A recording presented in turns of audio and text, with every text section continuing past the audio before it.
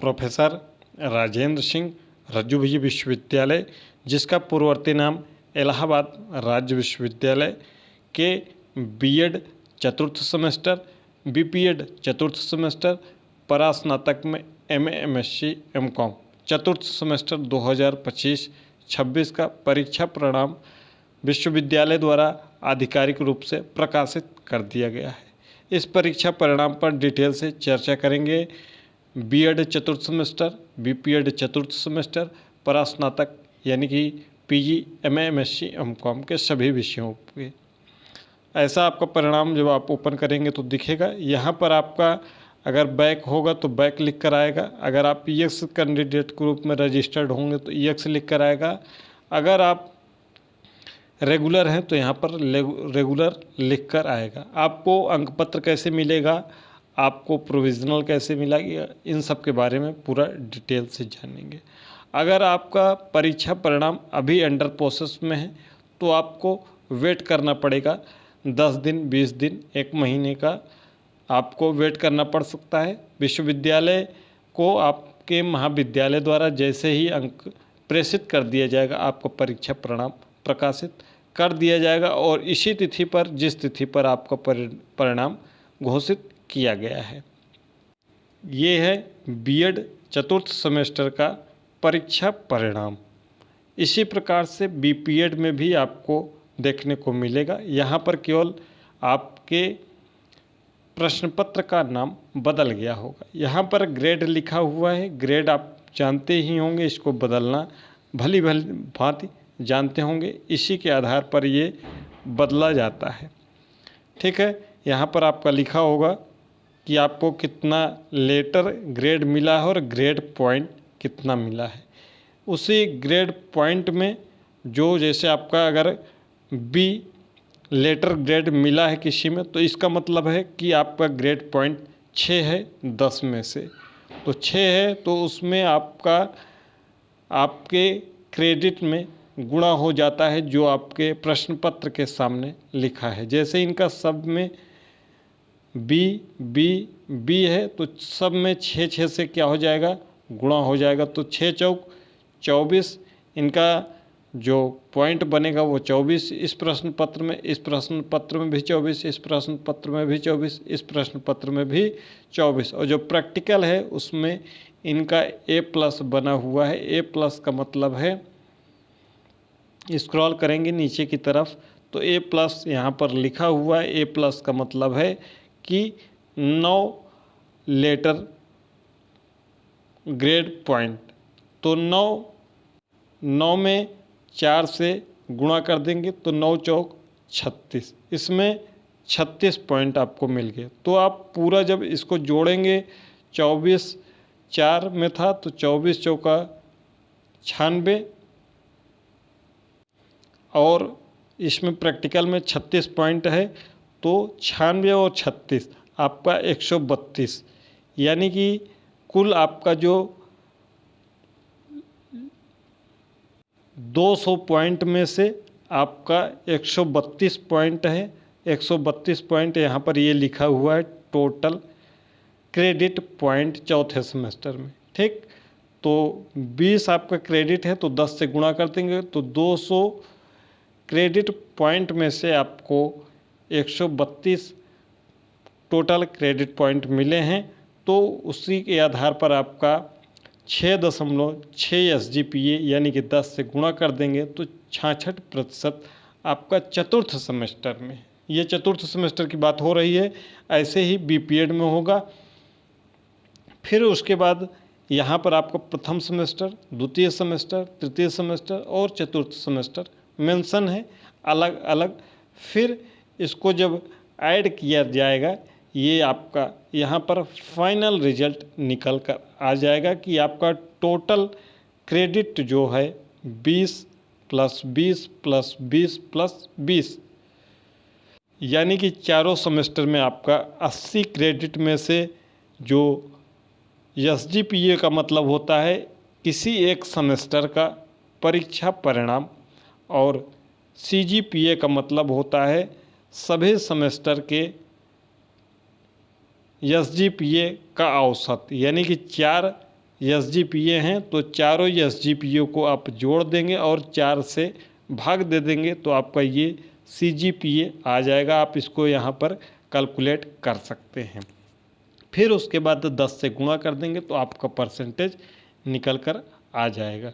ठीक है, यहाँ पर फर्स्ट डिवीज़न तब आएगा जब आपका यहाँ पर डिवीज़न के बारे में भी नीचे चर्चा की गई है, जहाँ पर साफ साफ मेंशन है कि आपका अगर फर्स्ट डिवीज़न है तो आपका 6.50 सीजीपीए है और 8 एसजीपीए से कम है। अगर हम इसको 10 से गुणा करने की दृष्टि से देखें तो आपका 65% या 65% से ज़्यादा और 80% से कम तक आपका फर्स्ट डिवीज़न माना जाता है। अगर 80 या 80 के ऊपर जाएगा तो फर्स्ट डिवीज़न विथ डिक्टेंशन माना जाएगा। सेकंड डिवीज़न आपका 50% से लेकर 65% के बीच में और 40% से 50% के बीच में आपका पास डिवीज़न माना जाएगा। यहाँ थर्ड डिवीज़न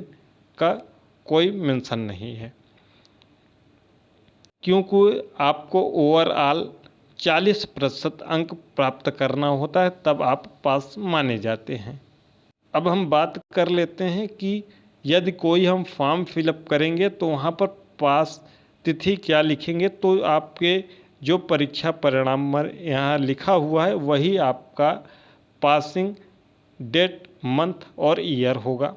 ठीक, ये थ्योरी का आपका रिजल्ट है। अगर थ्योरी कभी अलग पूछा जाएगा और प्रैक्टिकल कहीं अलग कभी कभी हो जाता है तो आपको ये लिखना होगा, थ्योरी में ये सीजीपीए और प्रैक्टिकल में ये और थ्योरी में ये लिखना होगा, ये अलग अलग है। ठीक है, और ये ओवरऑल है और ज़्यादातर जगह ओवरऑल ही पूछा जाता है। जब आपसे पूछा जाएगा कोई आप फॉर्म फिलअप करेंगे, सभी लोग ध्यान से सुनेंगे, चाहे आप पीजी में हो, एमए में हो, बीएड में हो, बीपीएड में हो, सभी के लिए हम बात कर रहे हैं।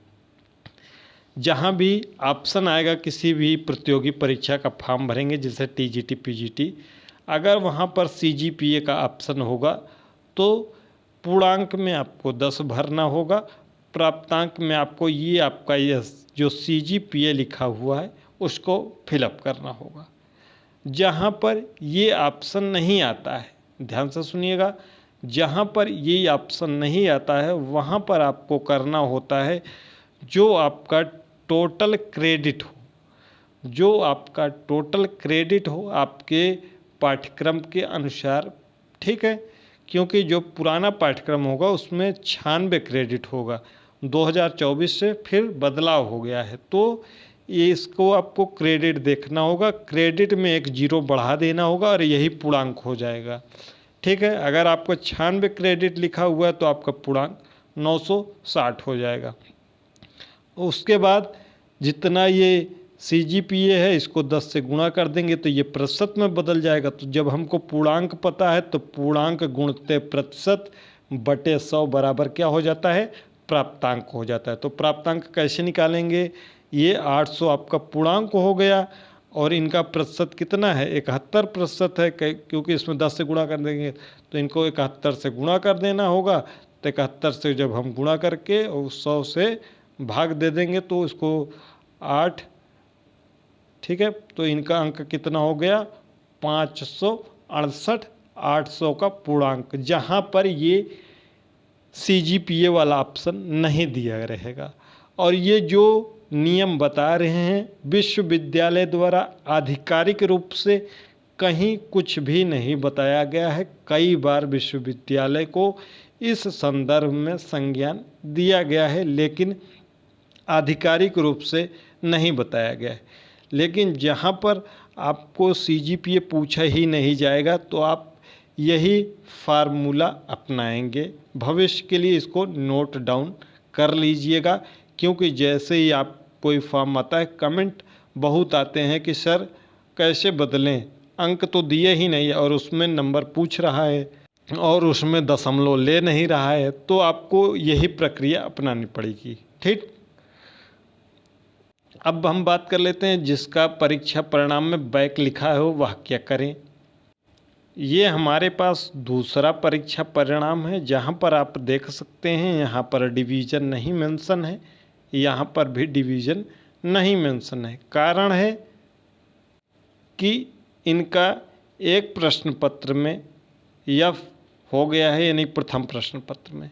जब इस प्रश्न पत्र की यह परीक्षा भविष्य में होगा, स्पेशल होगा या उसी सेमेस्टर के दौरान होगा, वह भविष्य में पता चलेगा। तो यह जब ये क्लियर कर देंगे तो यहाँ पर जो बैक पेपर चौथे सेमेस्टर में लिखा हुआ है, यहाँ पर भी पास लिख कर आ जाएगा। जिनमें पास विथ G1 या G2 ऐसे लिखा है, इसका मतलब है किसी एक प्रश्न पत्र में जी का मतलब होता है ग्रेस मार्क, यानी कि कृपांक आपको विश्वविद्यालय द्वारा दिया गया है। जितना लिखा होगा G1 का मतलब 1 अंक ग्रेस मार्क, G3 का मतलब है 3 अंक ग्रेस मार्क यानी कृपांक दिया गया है। ये कोई फॉर्म आएगा तब तक फिलअप नहीं कर पाएंगे, तब तक इनका पाठ्यक्रम कंप्लीट नहीं माना जाएगा, जब तक ये संबंधित प्रश्न पत्र को पास नहीं कर लेते हैं। इसके लिए समय समय पर सूचना जारी होती रहेगी। टेलीग्राम और व्हाट्सएप चैनल से जुड़े रहिएगा, आपको सूचना मिल जाएगी। अब हम आ जाते हैं परास्नातक पर। चाहे आपका एमए हो, चाहे आपका एमएससी हो, चाहे आपका एमकॉम हो, यहाँ पर लिखा होगा दीर्घ शोध प्रबंध, टोटल क्रेडिट 20 और ए ग्रेड। जो भी आपको ग्रेड मिला होगा यहाँ पर ये मेंशन है। अगर ए ग्रेड मिला है तो मतलब है कि आपका 80% अंक है, ठीक है। अगर आपको ए प्लस मिला होगा तो इसका मतलब है आपको चतुर्थ सेमेस्टर में 90% अंक प्राप्त हुए हैं। अगर आपको ओ मिला होगा तो इसका मतलब है कि आपको 100%, वैसे तो ओ किसी को नहीं मिला होगा। अगर आपका बी प्लस होगा यहाँ पर तो इसका मतलब है कि आपको 70% अंक मिले हैं, यानी कि 7 SGPA होगा, ठीक है। आपको अभी बताया बीएड वाले में कि SGPA चारों SGPA को जोड़कर 4 से भाग दे देंगे तो हमारा क्या आ जाएगा, CGPA आ जाएगा। और इसी तरीके से हम अपने मार्क्स भी निकाल सकेंगे, लेकिन आधिकारिक रूप से विश्वविद्यालय द्वारा नहीं बताया गया है। मार्क्स कैसे निकालेंगे, सभी क्रेडिट को जोड़ देंगे तो 80 क्रेडिट हो जाएगा। 80 क्रेडिट को हम फिर 10 से गुणा कर देंगे, यानी कि 800 आपका क्या हो जाएगा, पूर्णांक हो जाएगा जहां पूछा जाएगा। अगर वहां ऑप्शन CGPA का रहेगा तो 10 पूर्णांक में और CGPA में ये आपका जो CGPA लिखा होगा। डिवीज़न के बारे में नीचे लिखा हुआ है, अभी आपको बताया था, बीएड सेम वही रहेगा। तो प्राप्तांक निकालना हो तो 800 ये हो गया, तो 10 से गुणा कर देंगे तो 68 इनका प्रतिशत है, तो 68 से क्या कर देंगे, गुणा कर देंगे, फिर 100 से भाग कर देंगे, तो क्या आपका प्राप्तांक आ जाएगा। तो प्राप्तांक हमारा कितना हो जाएगा, 544। तो हमारा 800 के पूर्णांक में 544 अंक हो जाएगा। लेकिन विश्वविद्यालय द्वारा अभी तक ऐसा कोई नियम नहीं बनाया गया है, लेकिन हम अपनी सुविधा के लिए ऐसा नियम अप्लाई करते हैं और ऐसा उचित भी प्रतीत होता है। जहां पर आपके अंक नहीं, यानी कि आपके अंक पूछे जाते हैं किसी प्रतियोगी परीक्षा फॉर्म में, क्योंकि विश्वविद्यालय द्वारा आधिकारिक रूप से कुछ नहीं बताया गया है। ये टेलीग्राम चैनल है जो कि शिक्षक भर्ती के संदर्भ में है। आप सभी से उम्मीद करते हैं कि आप अगर बीएड, एमए, बीपीएड किसी भी पाठ्यक्रम से हैं तो टेलीग्राम से ज़रूर जुड़ेंगे, ताकि भविष्य में आने वाली समस्त शिक्षक भर्तियों के संदर्भ में भी आप हमसे जुड़े रहें और सटीक इन्फॉर्मेशन प्राप्त करते रहें। अब हम बात कर लेते हैं कुछ और मुद्दों पर। इसी पर सबसे पहला है, आप अंडर प्रोसेस वाले अब परेशान मत होइएगा, 10-15 दिन में आपका परिणाम आ जाएगा। चाहे आपका बीएड हो चतुर्थ सेमेस्टर, या MMSC एमकॉम हो चतुर्थ सेमेस्टर, या बीपीएड चतुर्थ सेमेस्टर हो, आपको अंकपत्र कैसे मिलेगा। जो अंकपत्र आपको मिलेगा वो हार्ड कॉपी में केवल अंतिम सेमेस्टर का मिलेगा, चतुर्थ सेमेस्टर का मिलेगा केवल 1 अंकपत्र मिलेगा, ठीक, महाविद्यालय द्वारा, जिसके लिए कोई पैसा आपको कॉलेज को नहीं देना है, ठीक। फ्री में मिलेगा, ये अंक पत्र मिलेगा हार्ड कॉपी में चौथे सेमेस्टर का केवल आपके महाविद्यालय द्वारा केवल मिलेगा। कब मिलेगा? सितंबर के शुरुआत में मिल जाएगा। आप अपने महाविद्यालय से सितंबर के शुरुआत में पता कर लीजिएगा, मिल जाएगा। और बाकी जब आ जाएगा आपको टेलीग्राम पर सूचित कर दिया जाएगा, जो विश्वविद्यालय वाला टेलीग्राम चैनल है। बाकी सेमेस्टर का कैसे प्राप्त करेंगे? अगर हमको ज़रूरत है तो बाकी सेमेस्टर का 1-2 महीने बाद डिजी लॉकर पर अपलोड हो जाएगा, वहाँ से आप डाउनलोड करके उसका उपयोग कर सकते हैं। अगर आपको डिजिटल मार्कशीट चाहिए तो आप डिजिटल मार्कशीट भी 1-2 महीने बाद डिजिटल मार्कशीट वाले कॉलम में जाकर एक सेमेस्टर का 100 रुपये आवेदन करते हुए तुरंत उसको प्रिंट आउट निकाल सकते हैं। उसको कहीं लेने जाने की आवश्यकता नहीं है, ऑनलाइन मिल जाएगा। डिजिटल डिग्री, डिजिटल अंक पत्र, ठीक है। तो चाहे तो आप डिजी लॉकर वाले मार्कशीट का प्रयोग करिए या डिजी लॉकर वाले मार्कशीट का, दोनों बात एक ही है। वहाँ पर आपको डिजिटल मार्कशीट में पैसा देने पड़ेगा और डिजी लॉकर वाली मार्कशीट में पैसा नहीं देना पड़ेगा। प्रति सेमेस्टर 100 रुपये डिजिटल अंक पत्र के लिए, वो सब ऑनलाइन प्रोसेस 1-2 महीने में परिणाम आने के बाद सब कुछ अपडेट हो जाते हैं। और जो डिजिटल मार्कशीट है वो तुरंत आप ऑनलाइन पेमेंट करके वही प्रिंट कर लेंगे, PDF आ जाएगा, उसको चाहे मोटे कागज़ में आप प्रिंट करा के रख सकते हैं और हर जगह उपयोग कर सकते हैं, कहीं भी आपका डॉक्यूमेंट वेरिफिकेशन हो। ये मार्कशीट पर क्लियर हो गया हर चीज़। अब हम आ जाते हैं माइग्रेशन पर। माइग्रेशन कैसे मिलेगा और माइग्रेशन है क्या? माइग्रेशन अगर कहीं आपको आगे चलकर प्रवेश लेना हो तब आप विश्वविद्यालय की वेबसाइट पर 300 रुपये ऑनलाइन आवेदन करके उसको भी ऑनलाइन प्राप्त कर सकते हैं। घर बैठे कहीं जाने की आवश्यकता नहीं है, ठीक, विश्वविद्यालय की वेबसाइट पर। और पेमेंट करते समय ध्यान रखिएगा, जब भी विश्वविद्यालय से संबंधित कोई पेमेंट करें तो बहुत सावधानी से करें, क्योंकि पेमेंट कई बार फंस जाता है तो आप समझ नहीं पाते हैं कि अब हमको क्या करना है। तो माइग्रेशन का केवल उपयोग है कहीं आपको प्रवेश अगर लेना है और उस विश्वविद्यालय में अगर माइग्रेशन मांगा जा रहा है तो आप विश्वविद्यालय की वेबसाइट से ऑनलाइन आवेदन करके 300 रुपये का ले सकते हैं। उसके बाद उसको प्रिंट कर सकते हैं। एक है TC, एक है CC यानी कि ट्रांसफ़र सर्टिफिकेट, ये आपके महाविद्यालय से मिलेगा। ये विश्वविद्यालय की वेबसाइट पर नहीं करना है, अपने महाविद्यालय संपर्क कर लीजिएगा। कहीं प्रवेश ले रहे होंगे तो TC लगेगा। जैसे आप MA करके B.Ed करना चाहते हैं तो आपको TC लगेगी। अगर आप B.Ed करके M.Ed कहीं से करना जा रहे हैं तो TC की ज़रूरत है। तो अपने संबंधित जहाँ से आपने MA किया है, जहाँ से आपने B.Ed किया है, जहाँ से B.Ped किया है तो प्रयोग कर सकते हैं। CC यानी कैरेक्टर सर्टिफिकेट, वो भी महाविद्यालय द्वारा दिया जाएगा। कितना शुल्क लगेगा वो आपके महाविद्यालय के ऊपर है। फ्री में भी मिल सकता है, 100-200 रुपये भी लग सकता है, 500 रुपये भी लग सकता है। अब हम बात कर लेते हैं कि प्रोविज़नल डिग्री सर्टिफिकेट क्या है। प्रोविज़नल डिग्री उसको कहते हैं जब तक आपकी डिग्री नहीं आ जाती है तब तक आप प्रोविज़नल डिग्री से काम चलाते हैं। अगर आपको प्रोविज़नल डिग्री की लेग बाई चांस बहुत ज़्यादा ज़रूरत पड़ जाए तभी उसका उपयोग करें, अन्यथा जब डिग्री मिल जाए तब तक आपको प्रतीक्षा करनी चाहिए। बहुत ज़रूरी नहीं है कि प्रोविज़नल आपको निकालना ही है।